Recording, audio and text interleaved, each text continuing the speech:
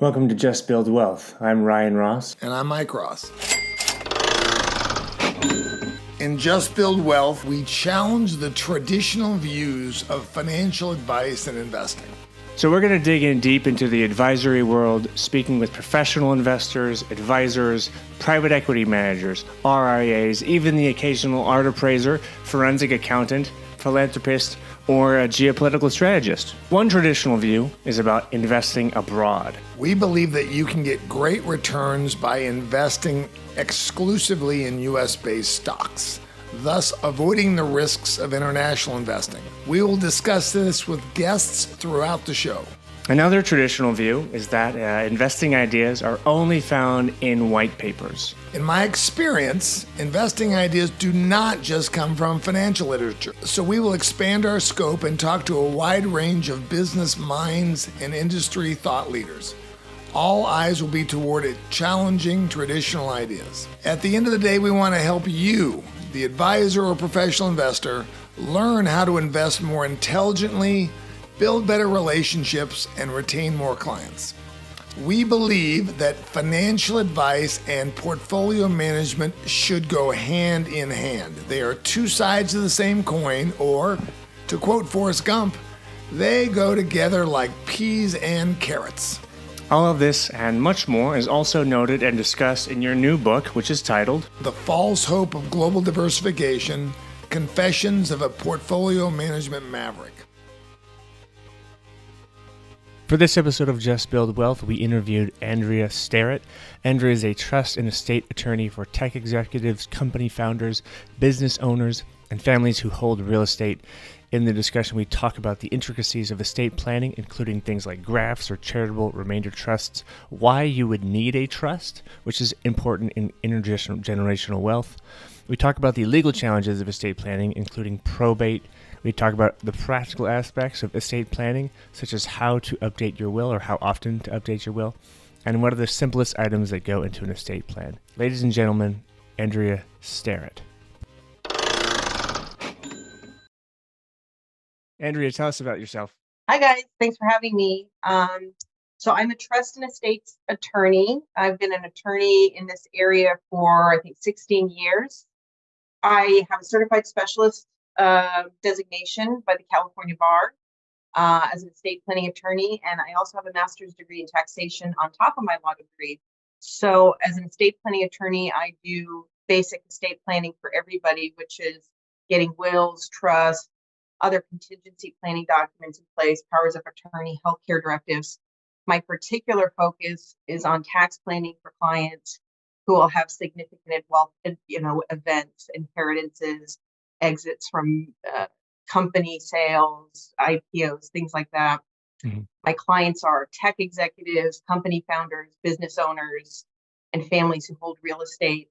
And, in general, for estate planning, it's really working with people who want to preserve their assets, prevent a loss of value on their assets, which can happen from taxes, succession management issues, family squabbles, right? And the trust fund kids that we all hear about. Okay, that's a great explanation. And I did a little bit of background research. I believe you work for a company, Ramsbacher, Prokey, Leonard LLP, and I'm wondering, how did working there prepare you to start your own thing? Right. So I in July of 2021, I launched my own firm, Starrett Law, which is going fantastic. Prior to that, I'd always worked in boutique law firms that focus on tax and wealth estate focused estate planning. Being at those boutique firms, particularly the most recent firm, was fantastic because you're introduced to clients who are, we're here in the San Francisco Bay Area, some clients who are, among the wealthiest of Silicon Valley set, the real estate ownership and development set. And that's where I was able to hone a lot of the really sophisticated tax planning that we do for clients, right? Which is, for anyone who's familiar with the space, GRATs and intentionally defective grantor trust and charitable remainder trust. You really, working at firms like that, you really get to engage in a lot of that type of planning and see a huge breadth of different situations because no two planning situations are ever the same. So it gives you a really deep foundation for knowing how to handle all your clients. Okay. So here's a basic question, because I don't know a lot about the subject at all, right? Sure. That's why this podcast is great, right? So Yeah. the basic question is, once you have wealth, how do you keep it? Sounds like a trust is a critical thing of that, part of that, right? Sure. I mean, I think that the way you keep wealth is by engaging advisors like Mike Ross, right, at Lattice Wealth, people who are going to advise you about investments and, how to hold your wealth in the correct asset allocations. Why you would need an estate plan, why you would need a trust, for example, is so that your assets pass to the next generation properly, right? I mentioned, loss of value from various factors, taxes, family squabbles and stuff. So, what we do is, first thing to always keep in mind is everyone has an estate plan. The state that you live in, here we're in California, every state has a set of default things that happen both when you die and you become mentally incapacitated, right? And so when you do an estate plan with an attorney like me, you're overcoming those defaults because for 90% of people who have wealth, the defaults are not ideal for them. So I can give a couple of examples. So for one example, on just to keep it very basic, is if husband and wife die, they have children, young children, they don't really need an estate plan to say everything is going to go to their children. The law of their state will most likely say that all of their assets pass to their children.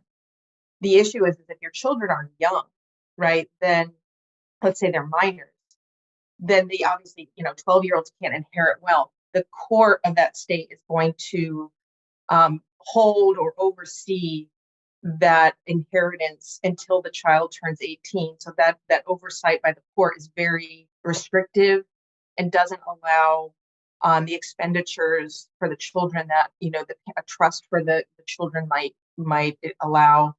And it's also going to give all the kids their inheritance outright at age 18. And so I think most parents are nowadays, 18 is the age of majority, but most parents, even if the kids are inheriting only a house and the kids are each going to get $200,000, which is, a lot of money, but, compared to some wealth that other people have is not a lot. An 18-year-old probably shouldn't even inherit $200,000, right? I know I couldn't have, right, without either wasting it entirely or harming my life. It's also where you get to name the people who are going to be in charge of things, right? They're to carry out the post-death administration and who's going to get to take care of your minor children, right? So first and foremost, estate planning is saying, getting to direct how things work, rather than relying on state law defaults that are not ideal. And then to your point about how to trust work, how does that help preserve my wealth? The main way that it helps, at least in California and in many other states, is when you have your assets in a trust versus in a will or nothing at all, relying on state law defaults. That's when probate is triggered, and a lot of people have heard this word. It's kind of a 4-letter word in California. It's the court supervised process of getting your assets to your heirs when you die. And what's wrong with that? What's wrong with the court being involved? Well, in many states, and particularly in California, that probate process is very long. It's a minimum of a year, usually a year and a half to 2 years in some cases. The attorney involved with the probate gets paid a percentage, under state law, gets paid a percentage of your assets rather than their hourly rate, which can be really significant. But most importantly, those proceedings are entirely public, right? And so anyone can see what your children have inherited. Whereas for the trust, the administration is private, right? And so all the same things will have to happen as in a probate, right? Somebody's going to gather up the assets and pay bills and taxes and give them to your heirs. But that all can be done privately and according to the rules that you set forth rather than according to the rules of the probate court. So to kind of take that concept a step further, This is a dynamic process. What do you find you have personal issues, but then you have differences in laws and differences in regulatory and case law and things like that. Andrea, where do you find yourself advising people in terms of phasing of this? Is it 1 year, 2 years, 3 years? Is it event dependent? What kind of the cycle of updating the trust? Yeah. So when somebody comes to me and they have, they say, I want to get an estate plan, right? And that can happen for any reason. A lot of people, it's because they just had children, or their advisors have been bugging them to do it, or their friends said that they need to do it, or whatever. A lot of times it's, my parents died, that was such a mess, I don't want my kids to go through this, right? So they come to me, they want to get an estate plan. And we do the estate plan, and you're right, I have to advise them about both the legal and regulatory pieces, but also the personal pieces and sort of the practical pieces. Okay, what's this going to look like when these things happen? It's easy to talk about the documents and this name goes here and there, but okay, you die day 2, what happens, right? What does this all really look like? So it's a lot of education up front. Once they have the estate plan, I think there's a real tendency, especially with a lot of attorneys, to just, take the fee, give them their plan, and you're done, right? And most people who go see an estate planning attorney aren't going to see their attorney over and over again over the years. They came for one specific engagement and then that's it. And that's fine. But I think it's wise to revisit the estate plan over time, like you're asking. I don't like to ever say to people, you have to update this every 3 to 5 years, right? Because the document should be drafted very flexibly to deal with a lot of changes in circumstances, changes in the number of kids you have, changes in wealth. But I still always advise clients to every 3 years do one of a couple things. One, take it off the shelf and dust it off, right? Because clients get super immersed in the process, and they're making all these decisions about if they die, if they become incapacitated, and it's heavy stuff, right? Especially if you have young kids. And then once it's done, they're like, great, it's done. And they don't think about it for a long time. And they probably, if you ask them, can't even remember what it says. So I say, take it off the shelf or open the PDF, review it, and, schedule a time with your estate planning attorney. And ideally, this is a 15-minute call. It should be free, or if you've got a great financial advisor who's pretty savvy, Mike, I know you are, who can look at things over for you if you're concerned about cost, have a call to talk about, hey, have that attorney or that advisor should be able to prompt some questions about what has changed, right? And what we're looking for is, has your wealth significantly changed? Sold a company, sold real estate, is anything different for your kids, right? We talked, kids were really young. How are they doing now? Are they facing any challenges, as young adults? Are they doing great? Are there certain things you want to talk more about? Are the people you've listed as kind of power holders in the document still around, or still your choices, right? Some people say, okay, if my children, if we died, my sister would take care of my kids.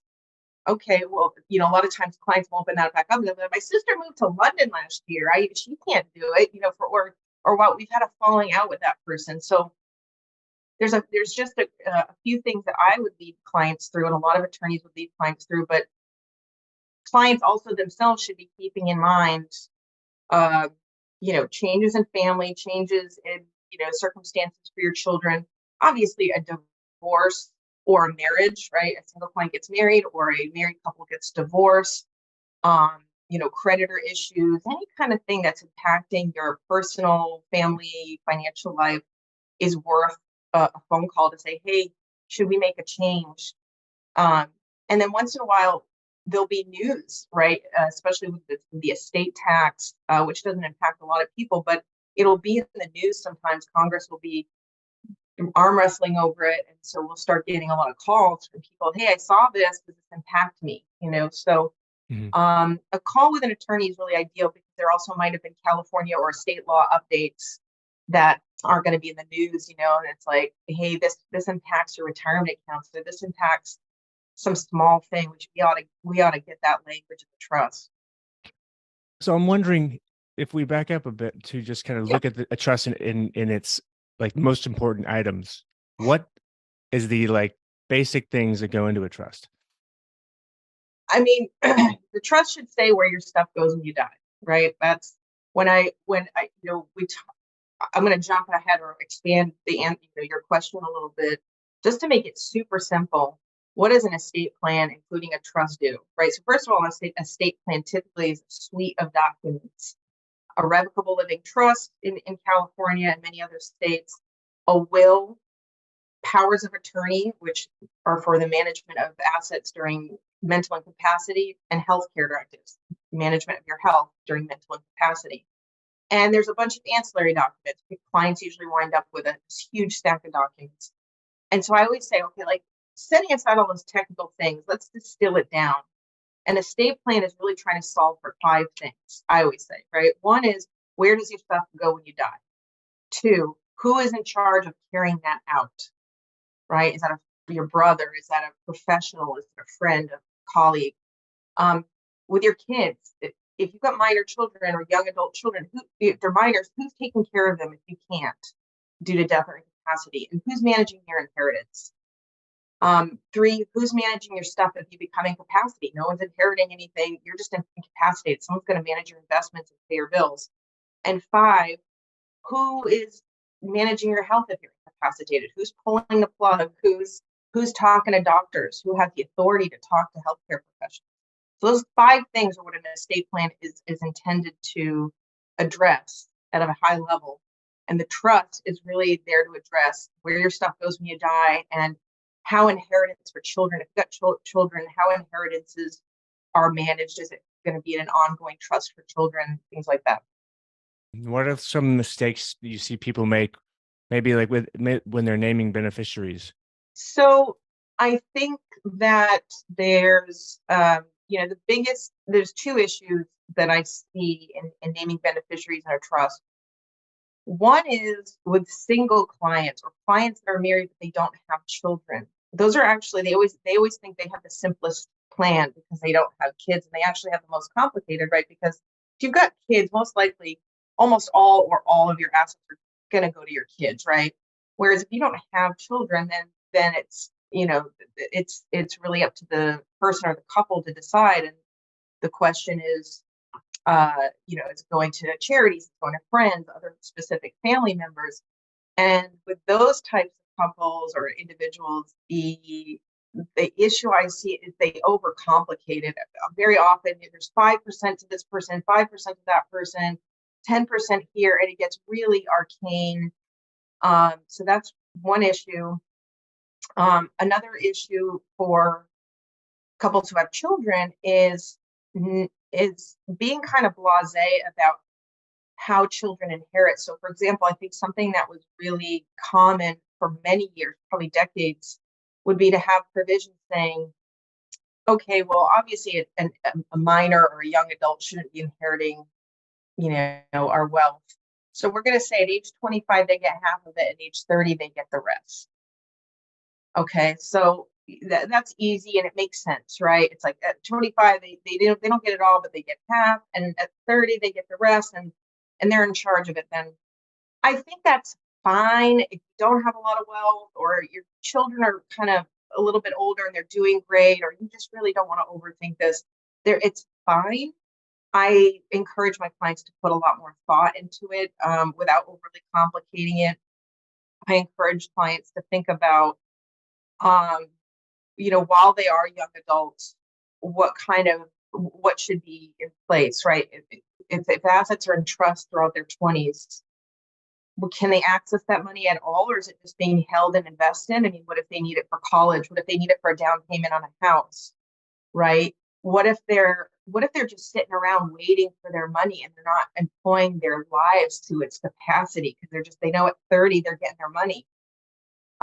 That's definitely what most clients don't want to see, right? So we talk about sort of some broad terms and conditions, like making sure young adults are productively engaged in life. They have a job, they're going to school, they're they're a full-time caregiver for a family member or a child. They're doing something, right? They're not on drugs, right? And maybe it's up to an adult, the successor trustee to decide when it is that they get access.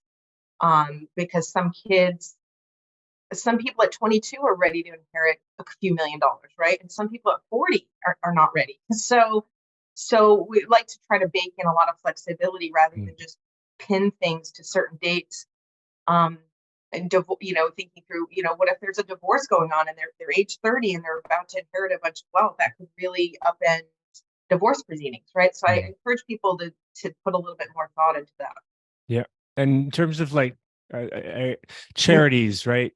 So there's money in a trust, and what if the owner of the trust wants to give some money to charity? How do they handle that? You mean on their death, they want to give some money to charity? Yeah. So it's pretty common for people to do that. I have to tell you, I've been encouraging people to structure that a little bit differently sometimes. If the family has, pretty decent wealth, there's going to be plenty of assets for, people other than charities that they want to make sure benefit. And let's say they just want to give a specified dollar amount off the top, $50,000 to the symphony, $100,000 to the hospital, whatever. That's simple enough, right? But what I think people don't realize, and I know this only because I've seen it on the back end, is when you name a charity as a beneficiary, and I'm not knocking charities, they're awesome, right? And I think you should try to benefit them. When you name them as a beneficiary of your trust or even your will, that charity, especially if it's a larger charity, has legal counsel whose job it is to enforce their interests, right? And so they're going to have their nose in the administration, and they're going to be pretty aggressive because they've got a legal right to that, and they need that money, right? And they have that factored into their program, their charitable program, and so you're gonna have an attorney calling the executor or the trustee every month saying, where are things? Where's our money? What's the status? And if there's litigation or other weird issues, sales of property, they're gonna have their nose in it. And some people, when I tell them this, they're so shocked, and they're like, well, that's not what I meant. I thought I was doing this nice thing. I didn't think they were going to be so pushy about it, but they have to do that. So a lot of times, if somebody's looking to give a pretty large dollar amount and they hate that idea of a charity being involved in the trust administration or the probate of a will, I say, why don't you set up a bank account? Let's say it's a $50,000 request to the NCASPCA. Why don't you just put $50,000 in a bank account, put a pay on death designation on that account, that it automatically goes to that organization, and then that way all they need to do is present a death certificate after you die, and they get their money, and they're not involved in the greater administration. So it's something that I suggest. It's not always practical, but I think it's a good idea. Or if you have the money, make the gifts during life, right? Because then you're in control of it. You get the credit, all that good stuff. Well, and let me add something to that calculus. I'm literally right now, in the middle of having calls with clients who have capital gains this year, trying to find ways to mitigate them. One of which is giving some money to charity, right? There's calculus there. That's not a straight line by line thing. That's right. But how does during the lifetime gifts, with the latest iteration of the tax code doubling the standard deduction, how does that during the life thing play into the calculus of giving to charity? I honestly, I leave that a lot to you, Mike, and to the CPAs, right? Because they'll know the percentage, the deduction limitations. I think it's usually a 30 or 50% deduction limit, applied to your AGI. So there's certain limitations that will apply depending on the type of charity you're giving to. And I'll be honest, I usually refer them, if they're talking about that to me, I'll just say I don't really do a lot of income tax planning as part of my job, and I know my way around it. But if the client has a financial advisor, if they have a CPA, I'm usually going to loop those people in because I think they're going to have a better a high level view of the client's overall finances. But so the answer is you should always, if you're looking to make a lifetime, gift, be working with, asking your estate planning attorney about it, but or asking your financial advisor and CPA about how to optimize that, right? Like you said, Mike, there's going to be years where that's better than others. And also, if you are facing a year where you have gains, if you are charitably minded, that's when you want to start thinking about making those charitable gifts. Are there like limits over a year that you can give to a charity? And I'm just thinking about like this giving pledge, right? All these billionaires are saying, I'm giving away 99%. And I assume that that's, it's a benevolent thing, but I'm also guessing that they are doing it for tax reasons. Are there like limits to how much you can give? I mean, there's no limit to how much you can give, right? The limit is in terms of the tax benefit, all right? And so I was just mentioning, depending on the type of charity you give to, the deduction off of your income will depend on the type of charity, and it's sometimes limited to 30% of your AGI, 50% of your AGI. That's just for a straight gift, right? And so Mike and I are talking about clients who are just going to write a check to the Red Cross, right? When you're talking about people at a higher level of wealth, people who have more than 10 or $20 million up all the way up through billionaire status, these people are often using other vehicles for charitable giving. And I can just talk through a few, and Mike will know all these as well. So one is, private foundation. Everyone's heard of a foundation, right? And usually see it associated with some big organization, but, a lot of families, smaller families, with much smaller names, set up a private foundation. It's sort of a private charity that they've set up, and they can make, gifts to that during their life. Those will be subject to those same AGI limitations, but a lot of times these really wealthy types are contributing not so much to organizations, but to private foundations. And the private foundation can do one of two things. It can be an operating foundation where it is undertaking its own charitable goals and it's operating to meet some sort of charitable purpose. Or what's more common is the foundation is writing checks right to various organizations, but the client gets a deduction for the immediate transfer to the foundation, and then decide which charities it goes to later. They can do that. Something very similar, a donor advised fund, which is sort of a private foundation that's run by a local organization, and it's a little bit easier to run, but it's the same type of deal where you get a deduction subject to those AGI limitations, adjusted gross income limitations, but you get to kind of park some money to the side, get your deduction, and then later direct the organization to make grants to or checks to specific charities. Another thing, people, this is sort of on the more complex level, is charitable remainder trust or charitable trust. And so this is a trust where, what you do is you make a transfer to this irrevocable trust, and let's say you put $1 million of assets in it. IRS lets you make this deal where you're like, hey, there's this trust. I'm going to get an annuity back from this trust. And at the end of a certain term or at the end of my life, the charity is going to get whatever is left in that trust. And the cool thing about it is during the duration of the trust, and that could be for a term of years or for my lifetime, someone like Mike is investing all those assets, but there's no gains, there's no taxes. It's all tax-free growth because it's a charitable trust.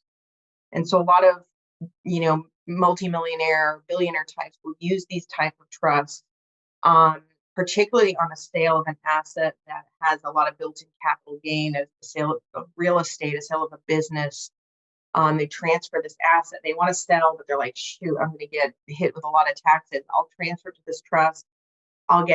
The asset will get sold by the trust, no taxes. I'll take back some annuity for a period of time. And then later it'll go to a charity. And that way I get to check the box. I help the charity. I get to keep some of the income. And I got all these income tax deductions for this contribution. So that's where you asked about these big giving types, they're employing some of these more sophisticated techniques, with their advisors rather than just, they're not always just writing checks. Mm-hmm. So that's a good segue. Earlier on, Andrea, you mentioned several of the different types of estate planning documents that you draft. One of them was CRTs, charitable remainder trust, like you just described. You also hit GRATs, you hit defective grantor trusts. What do you find yourself doing more of, or is every situation just so different that you couldn't even pin it down? No, so we talked a little bit about, sort of the, what I would call contingency planning documents, your basic estate plan, the will, trust, powers of attorney, those type of documents. Everyone needs those, or almost everyone needs those, right? But then beyond a certain level of wealth, and where I kind of focus on is where people are really worried about the estate tax, where they're saying, geez, I want to mitigate or eliminate the estate tax that's going to be owed on my death. And the estate tax exemption amount right now, most of us are lucky or unlucky enough to not have to worry about it. It's next year, $12.9 million a person. So a married couple can give away $24 million during life or at death, and they're never going to pay a dime of estate tax. So people whose wealth is above that, those people are saying, geez, I don't want to pay the 40% estate tax when I die. So what can we do? And that's where really the biggest focus of my business is. So Mike, you're mentioning all these trusts. So typically what do we do for these clients? We use trusts like GRATs, grantor retained annuity trust, an intentionally defective grantor trust, a charitable remainder trust, various dynasty trusts that could be here in California or in South Dakota, Nevada. That's the name of it, a dynasty trust? It's a dynasty trust, not like the television show from the 80s. It's a dynastic trust, meaning it's meant to last for multiple generations, right? It's not just a trust I'm setting up for my kids. I'm setting up for my kids. My kids will never have outright ownership. And on their death, it's going to go to their kids and so on and so forth.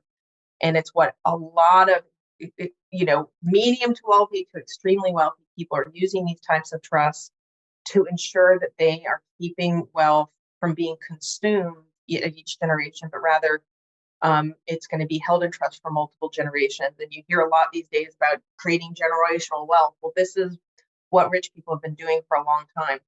So, Mike, you asked, what am I doing often? All of them, right? It is true that every client is different, but a fact pattern we see a lot is a client is, especially here in the Bay Area, a client is part of a company, maybe founded a company, or he's an early employee, and he's got some stocks. Maybe it's a private company, and they're going to go IPO next year. The stocks right now are worth $1 a share, but once they go public, it's projected to go, 20x, right? So that's a really big planning opportunity, right? Let's say that after the IPO, the client's going to go from having a few $1 million, their house and a 401k, right, to they're going to have $40 million, right? And now they're going to have a real estate tax problem. So what do we do? Well, one is, you could just take some of those shares and put them in an irrevocable trust for kids. And by doing that, they no longer own those assets for estate tax purposes, and it's outside of their estate, but the kids get to benefit. You could put them into a GRAT, which is where you transfer the money to this. Again, it's very similar to the charitable remainder trust. You take back an annuity, the asset gets sold by this trust. You take back an annuity each year, and at the end of the annuity period, the assets go to trust for your kids. And it's just leveraging, the estate, the IRS's rules for, allows that. Something also that's really common with a lot of my clients, particularly here I'm in San Jose, a lot of people have these, I call them like these real estate dynasty families, right? Where back in the 60s, dad, bought one apartment building and, then they just kept reinvesting the proceeds, and now they own, 20 complexes throughout the Bay Area. They have $150 million of gross value of property. And so they want to start getting stuff out of their estate. So what we will often do is sell assets to kids, often to trust for kids, right? So we'll say, dad, mom and dad, they have a building in San Francisco, and it's worth $5 million. They're going to sell this building to their kids or a trust for their kids, and they're going to take it and they're going to sell it on the installment, basis. They're going to sell it in exchange for a promissory note, and they're going to get the payments over however long, 10, 20, 30 years. And what that allows them to do is shift the growth of that asset out of their estate, right? So it's fine if it's $5 million in my estate, but we all know, in the next 20 years, it's likely to be 10, right? So it's a way to at least transfer out that value and let that asset grow in the kids' trust, and then it's already there. And if parents want to keep some liquidity, right, they want to maybe keep some of the rents, that promissory note payment back to them that's coming off of the building, helps to pay down the note and helps mom and dad, even if they're really wealthy, usually they want to have some cash coming in. So that's something we do really commonly. Mm-hmm. One last question, and then we'll move into our final four. Okay. So say they had a trust made by somebody that doesn't know what they're doing, right? What are the telltale signs that they're like, I should get this looked at by somebody that has a lot more experience? Well, I mean, if they see typos throughout the document, right, it does happen, and it happens to everybody, but if you see a lot of gross typos, if it costs $500, right, if they got it off like the back of the penny saver, if this person wasn't a lawyer, I've seen that where it was just some organization that actually wasn't a lawyer. The thing about estate planning is that anybody can do it, right? There's tons of companies that sell forms, and anybody can buy the software. And so you see a lot of attorneys who are sick of doing litigation or bankruptcy work, and they say, well, estate planning seems real easy. And they buy the software, and they don't really know what they're doing, and they just fill in the names, they print it out, the client sign it. And, sometimes it's fine, but a lot of times you see provisions that don't connect. There'll be a lot of problems with it. Clients won't necessarily know it. So look for typos, look for, ask, was this person really an attorney? How long have they been doing this? When you read through it, does it make sense to you? Are you seeing sentences that don't connect? Do you feel like you got what you wanted, or do you feel like you just signed something and they didn't explain it to you? Yeah. And I think personally, you should be able to have someone look at that. I mean, if Mike ever asked me, hey, somebody got a real old trust, I'm not sure if they need to update it. I'm not charging for that. And a good attorney should spend 5-10 minutes reviewing it and give some high level thoughts. And sometimes you see a real old trust and you're like, it looks really old, but it's fine. It's honestly fine. It's from the 90s, but it does what it needs to do. And sometimes you see a brand spanking new one that looks super fancy and you're like, this is a mess. And I can tell that in 5 to 10 minutes, and I don't think you should charge for that. Yeah. Sounds like you said 90% of the default options probably won't work for everybody, right? Because everybody has a unique situation, it sounds like. That's right. Mm-hmm. Okay. All right. Now we're going to move into our final 4 questions. The first one is, are there any business tools that you use that you just love using? In the past, we've heard things like LinkedIn. People love using LinkedIn. Calendly. Paul had said Calendly, and I started using this myself. What are what are the tools that you're like, you got to use this? Calendly is a big one. Yeah.